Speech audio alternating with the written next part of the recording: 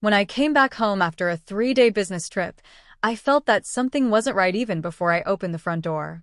The mailbox appeared strangely full. Dragging my exhausted body, I pulled out the mail, and among it was an envelope I didn't recognize. The sender, District Court. My hands started to shake. The instant I tore the seal open and read the document inside, everything seemed to freeze. You're being charged with child abuse. The victim is Ethan Mitchell, age 12. Failure to appear will result in a warrant for your arrest. I couldn't breathe. Ethan. My son. Abuse? That was impossible. Completely impossible. Because my son Ethan had been in a coma since a traffic accident a year ago and was still lying in a hospital bed, asleep. In panic, I grabbed my bag and rushed into my car. 20 minutes to the hospital. Every time I stopped at a red light, my hands trembled. Someone was using my name. Using my son's name. But why? For what reason? I parked in the hospital lot and ran toward the intensive care unit. The usual nurse looked at me in surprise. Sarah, are you okay? You look pale. Ethan. Where is Ethan? In his usual place. Nothing has changed. I hurried into my son's room. The scene was exactly the same. The bed covered with white sheets. 4 tubes. The steady sound of the monitor. And my son Ethan sleeping peacefully. Just like he had been for the past year. I collapsed beside the bed and held my son's hand. Warm. Alive. But he wouldn't wake up. Ethan, it's Mama. Mama is here. The nurse called from behind me. Sarah, are you really okay? Did something happen? I showed her the court notice. It seems someone reported me for abusing Ethan using my name. But Ethan is here. He has been here the entire time. The nurse read the document and turned pale. This must be a mistake. Someone is harassing you maliciously. You need to speak with a lawyer. That afternoon, I went to a law office. The lawyer, Mark Davis, listened to my story with a serious expression. Sarah, this is not just a simple mistake. Someone might be using your name to abuse another child. What do you mean? We need to contact the police and prove that Ethan is in the hospital. And we must find out where this report originated. The next day, I was called to the police station. A detective stared at me coldly. Mrs. Mitchell, you are abusing your son Ethan, aren't you? No. Ethan is in a coma at the hospital. But we have photographic evidence. Pictures of an abused child. The detective placed photographs on the table. I gasped. They showed a boy covered in bruises. But it wasn't my son. This is not my son. Then whose child is it? I looked closely at the photograph. A boy around 8 years old. I felt like I had seen him somewhere before. But where? Then suddenly, the memory returned. 3 months ago, my sister Jennifer had called. I got Alex back from my ex-husband. I can finally live with my son. I said in a trembling voice, this might be my nephew. The detective frowned at my words. Why do you think that? I looked again at the photograph. The small body covered in bruises. The frightened eyes. My sister's son, Alex. I heard she took him from her ex-husband 3 months ago. He is 8 years old. But according to the report, this child is your son Ethan, age 12. That is a lie. My son is in the hospital. Please verify it. The detective was about to speak, but my lawyer Mark interrupted. The fact that my client's son is in a coma can be proven by medical records. Please verify with the hospital immediately. And I would like to know who filed this report. The detective reluctantly opened a file. The reporter is anonymous. The first call came 3 months ago. After that, photographs were mailed. 3 months ago. The same time my sister took Alex. Was it just a coincidence? No, it couldn't be a coincidence. Even with an anonymous report, isn't there any clue? The voice on the phone, the postmark, anything? The detective looked at me. Doubt still remained in his eyes. I will look into it. However, Mrs. Mitchell, until we obtain proof of your innocence, this case will proceed. When I stepped out of the police station, my legs were trembling uncontrollably. Mark rested his hand on my shoulder. Sarah, calm down. Someone is trying to frame you. And if what you suspect is true, Alex is still being abused. Those words stabbed straight into my heart. Alex, my nephew. If the child in those photos was truly him, then he could be suffering right now. Should we call Child Protective Services? I asked. Mark shook his head. Let's confirm everything first. You need to go see your sister and check on Alex. I drove to Jennifer's house. My sister and I had hardly spoken over the past year, ever since Ethan's accident, the same accident that took her daughter Lily's life. Since then, she had hated me and hated Ethan. Her house stood in a quiet residential neighborhood. As I parked and walked toward the front door, my hands began to shake. I pressed the doorbell and heard footsteps approaching from inside. The door opened. Jennifer stood before me, her face worn and exhausted, dark circles heavy beneath her eyes. She looked far older than she had just a year ago. Sarah. What do you want? Her voice was icy. I inhaled deeply. I want to see Alex. Her expression instantly hardened. Why? I just want to make sure he's okay. You took him in 3 months ago, didn't you? As his aunt, it's only natural that I'd want to see him. She opened her mouth as if to respond, but then stopped herself. He's at school, she said. School? Then at least show me a picture, a recent one. Why? I stepped closer. Jennifer, please. Just show me a picture of Alex. She hesitated, and that hesitation told me everything. Slowly, she pulled out her phone and turned the screen toward me. The boy in the photo was the same one the police had shown me. Alex. But this image had to be from before the ones the police had. There were no bruises yet. No smile either, just a blank, lifeless expression. Something inside me shattered. Jennifer, what did you do? She said nothing. The police have the photos you sent. Pictures of Alex, of an abused child. But you told them it was my son, Ethan. All color drained from her face. Why would you do something like that? After a long pause, she finally spoke. So, you figured it out. There was no denial in her voice, only resignation, as if she had already given up hiding the truth. You did it, didn't you? I whispered. You hurt Alex and tried to frame me. That's right. Her eyes looked empty, distant. I did everything. I took Alex back from my ex-husband, abused him, took photos, and sent them to the police. I told them your son Ethan was the victim. I even gave them your address. She let out a hollow breath. Everything went exactly as I planned. I couldn't speak. The woman standing in front of me was no longer the sister I once knew. Why? I finally managed to ask, why would you do this? Her face twisted with emotion.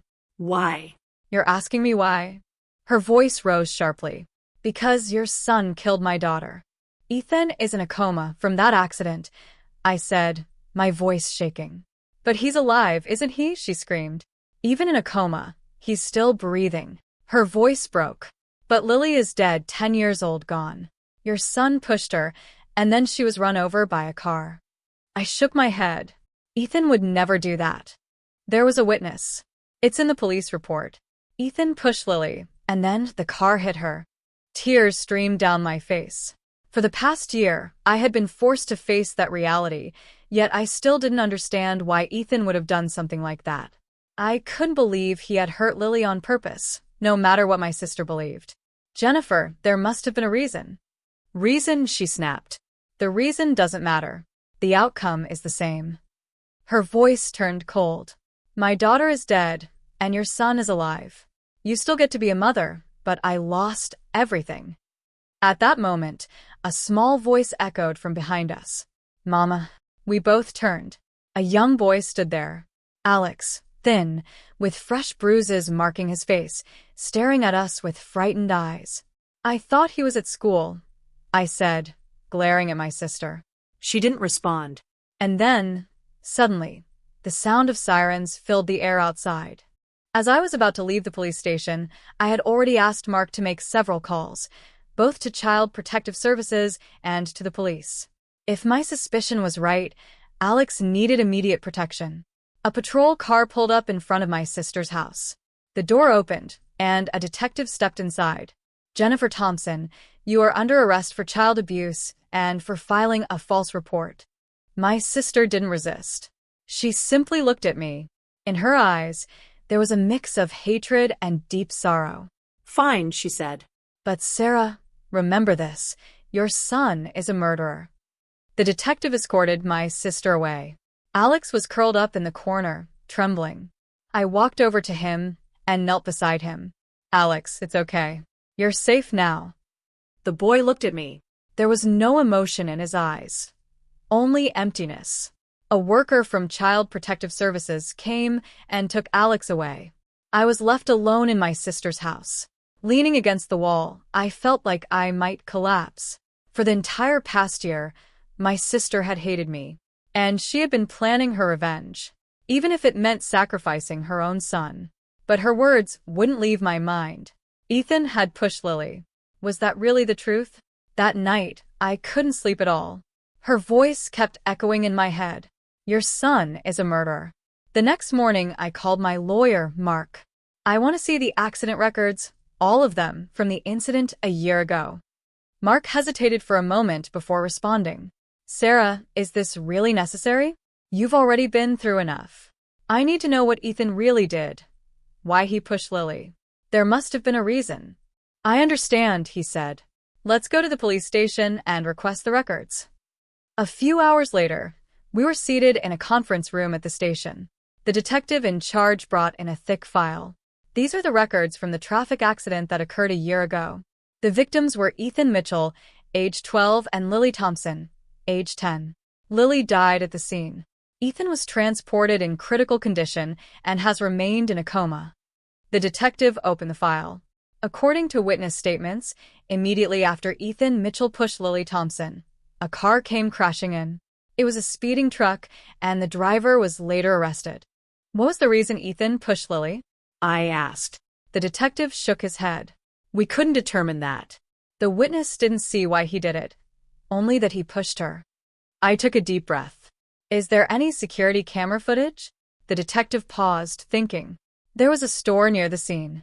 It might have had a security camera. However, at the time, we believed eyewitness testimony was sufficient, so the footage wasn't checked. Can we check it now? He looked at me, sympathy in his eyes. I don't know if footage from a year ago still exists, but we can try. 2 days later, the detective contacted me. Sarah, we found the footage. Please come to the station. I rushed there immediately, with Mark arriving as well. Inside the conference room, a monitor had been set up alongside the detective. Are you ready? He asked. This may be difficult to watch. I nodded. Please. The footage began to play. The screen showed a sidewalk. Then 2 children appeared, Ethan and Lily. They were laughing and talking. It was a happy scene. Tears filled my eyes. It was the first time in a year I had seen Ethan moving. Then, in the next moment, a car sped into view from the edge of the screen. Ethan turned. He saw the car. Then he reached out toward Lily and pushed her. Just as my sister had said, Ethan had pushed Lily. The footage continued. The car rushed forward. Then it struck both children. The image shook violently. The screen distorted. I covered my eyes. I couldn't watch. Sarah, the detective said, please watch it again, this time in slow motion. Please, that's enough. Sarah. Mark tightened his grip on my hand. Watch it until the end. With trembling hands, I opened my eyes. The detective rewound the footage and played it again in slow motion. Ethan turns. He notices the car. He reaches toward Lily. And he pushes her. But in slow motion, something was different. Ethan wasn't pushing Lily toward the road.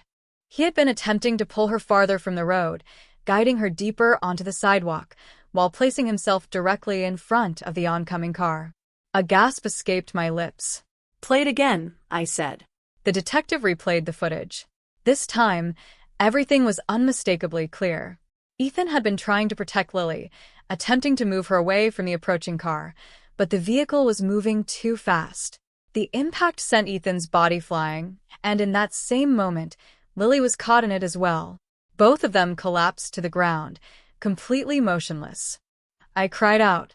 Mark's hand tightened on my shoulder. Ethan was trying to protect Lily, I said. The detective spoke quietly. Yes, your son was a hero.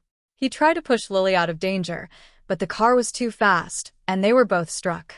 I kept staring at the screen, the two children lying still, the ambulance arriving, people rushing toward them. Why wasn't this investigated properly at the time? I asked. The detective answered with regret. We believed the eyewitness accounts were enough. We thought the fact that Ethan pushed her didn't change anything, so we didn't examine his intention. That was our mistake. I rose to my feet. I want to show this footage to my sister, Jennifer Thompson. She's in jail now. Can I visit her? The detective nodded. I'll arrange it. 3 days later, I arrived at the detention center and waited in the visiting room. The door opened and my sister walked in. Her face looked worn, her eyes empty. Sarah, she said weakly. We sat across from each other, separated by glass. I pulled out a tablet. Watch this. What is it? Footage from the accident a year ago. It was captured by a security camera. She frowned. I don't want to see it. Please, just watch. I played the video. At first, she turned away, but eventually, she forced herself to look. Her eyes suddenly widened. Ethan reached toward Lily and pushed her, but it was clear he had been trying to save her. The color drained from my sister's face. I then showed her the slow-motion version.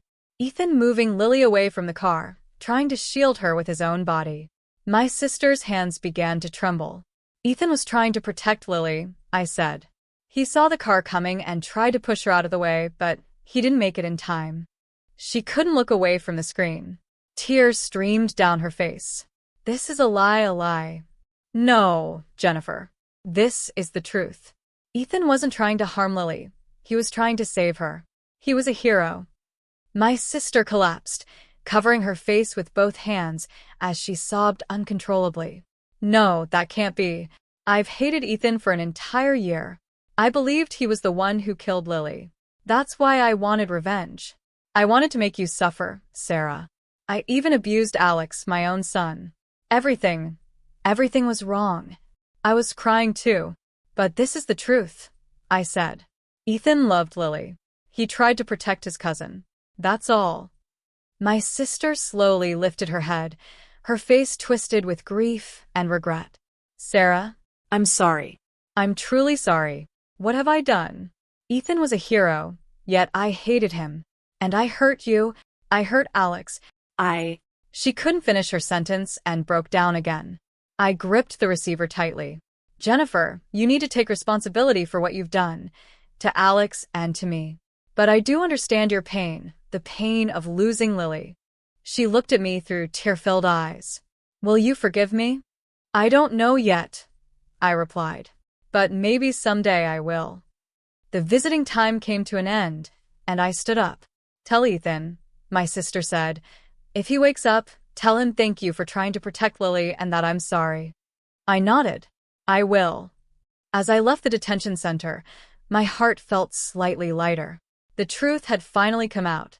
Ethan was innocent, no, more than innocent. He was a hero. Yet, despite that, a deep sadness remained. My sister had suffered for a year because of a misunderstanding, and that suffering had led to irreversible crimes. I lifted my gaze toward the sky. Somewhere out there, was Lily watching?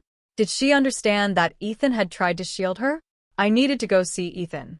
I needed to tell him the truth, even if he couldn't hear me. After leaving the detention center, I headed straight for the hospital. When I stepped into Ethan's room, the same quiet stillness greeted me. The steady beeping of the monitor, the soft dripping of the 4, and my son lying there, sleeping peacefully. I sat down beside his bed and gently took his hand. Ethan, it's Mama. I came to talk to you about something very important today. My son's face looked calm. I had been staring at that face for a year, but today felt different. Today, I finally knew the truth. You tried to protect Lily, didn't you? You tried to push her away from the car, even risking your own life. Mama is so proud of you. Tears spilled over. But these tears weren't only from sadness. They carried pride in my son, love, and deep gratitude. Aunt Jennifer knows the truth now, too. That you were a hero. That you loved Lily. She was crying. She asked me to thank you. Just then, a nurse walked in. Sarah, are you okay? I wiped my tears. Yes, I'm fine. I was just talking to my son. The nurse gave a gentle smile. Talking to him is good. Maybe he can hear you. I nodded. I truly hoped that was true. A few days later, Child Protective Services contacted me. It was about Alex. Mrs. Mitchell, we'd like to speak with you about Alex. We reached out to his father, Jennifer's ex-husband, but he is currently stationed overseas and cannot return immediately. We are searching for family members who can temporarily take Alex in. I hesitated for a brief moment, but my answer came quickly. I'll take him in. Really? But with your son's condition. That's exactly why. Alex is not at fault for anything. He is a victim too. I want to take care of him. A week later, Alex arrived at my house. Holding a small suitcase, he stood nervously at the entrance. Alex, welcome. This is your new home. The boy looked up at me. Fear still lingered in his eyes. Where's Mama? I knelt down to meet his gaze. Your mother is taking responsibility for what she did. But her love for you hasn't changed. Right now, she's very sad and confused and couldn't make the right decisions. Is it because I was a bad boy that Mama got angry? I pulled him into a hug. No, Alex. You did nothing wrong. Absolutely nothing. Your mother made a mistake. You are a good boy. A very good boy. Alex trembled slightly in my arms. From that day forward, our new life began. In the mornings, I would take Alex to school. During the day, I worked. In the afternoon, I visited Ethan at the hospital. And in the evening, I picked Alex up. Life became busy, but strangely, my heart felt full. At first, Alex was very quiet. He barely spoke and often stayed in the corner of the room. But slowly, he began to change. One evening at dinner, Alex asked, "When will big brother Ethan wake up?" I paused while washing the dishes. I don't know. The doctors don't know either. But I believe he will wake up someday. I want to meet him. Big brother.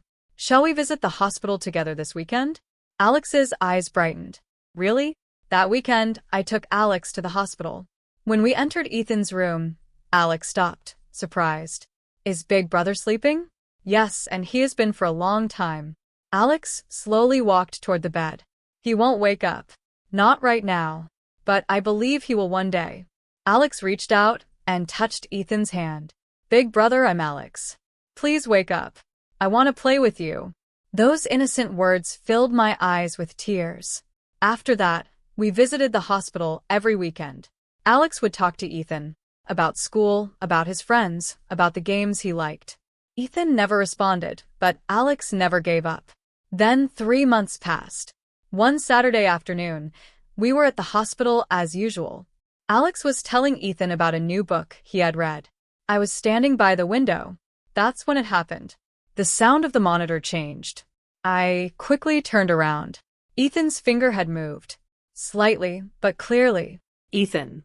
I grabbed my son's hand. Once again, his finger moved. This time, unmistakably. Get the nurse, I told Alex. The boy ran out into the hallway. I fixed my eyes on Ethan's face. His eyelids were trembling faintly. Ethan, can you hear me? It's Mama. I'm here now. His eyelids lifted slowly, and his unfocused gaze drifted toward me. Mama.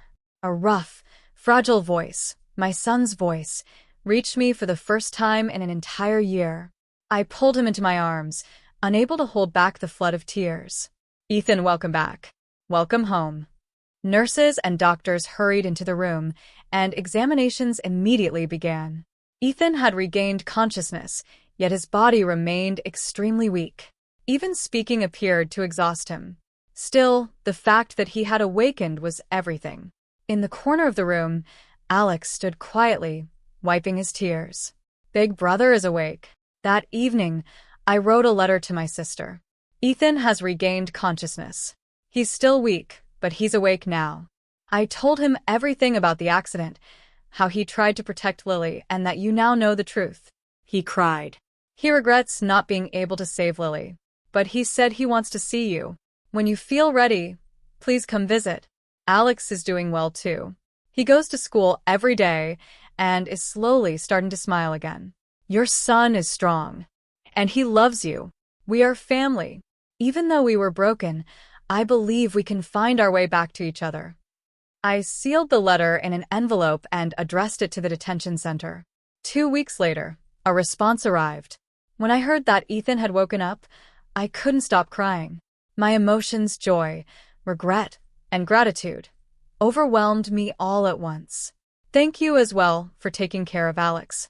I am a mother who failed, but you saved my son. One day, I will make amends. And if I'm given forgiveness, I want us to become family again. I want to see Ethan. I want to see Alex. I want to apologize to you. It may take time, but I will wait. I pressed the letter to my chest. The path ahead was still long, yet a sense of hope had begun to emerge. In the hospital garden, Ethan sat in a wheelchair as rehabilitation had begun. Alex stood beside him, laughing softly. Big brother, look. There's a bird. Ethan smiled, still weak, but undeniably a smile. Watching them, I reflected on everything we had lost. Lily, my bond with my sister, the peaceful days we once knew. And yet, at the same time, we had gained something new. Truth, forgiveness, and the beginnings of new connections. I didn't know what the future would bring, but we would continue forward, step by step, as a family. 6 months had passed since Ethan woke up. His rehabilitation was progressing steadily, and he was now able to walk with the support of a cane. Much of his memory had returned as well. He remembered the accident clearly and Lily. Mom, I want to visit Lily's grave today. One morning, Ethan spoke those words, the first time since the accident. Are you sure you're okay? He nodded. I want to see Lily. There's something I need to tell her. That afternoon, we went to the cemetery, Ethan, Alex, and I, carrying white flowers. Lily's resting place lay in a quiet, peaceful area. The grave of a girl who had left this world at just 10 years old. Ethan stepped forward and placed the flowers gently. Lily, I'm sorry. I couldn't save you. His voice trembled. I tried to protect you. I saw the car coming and attempted to push you out of the way, but I wasn't fast enough. Tears streamed down his face. I rested my hand softly on his shoulder. Alex stepped forward as well and placed his flowers. Lily, big sister, I'm Alex. We never met, but Ethan has told me a lot about you. You were kind, weren't you? At that moment, a voice came from behind us. Ethan? I turned around, and there stood my sister. She looked worn and exhausted, yet her expression carried a calmness I hadn't seen before. I had heard she was released on bail, but I hadn't expected to encounter her here. Ethan looked at her. It was their first meeting in over a year. Aunt Jennifer. Slowly, she approached, tears welling in her eyes. Ethan, thank you for waking up. And thank you for trying to protect Lily. Aunt, I'm sorry. I couldn't save her. No, she replied, shaking her head. You did everything you could. You were a hero. I was the one who was wrong. I hated you. I caused Sarah pain and hurt Alex. All of that was my fault. She then knelt down in front of Alex. Alex, can you forgive Mama? The boy hesitated, then gave a small nod. Mama, you won't hurt me anymore, right? Never again. I promise you. Mama was unwell. My heart was unwell. But I'm getting help now.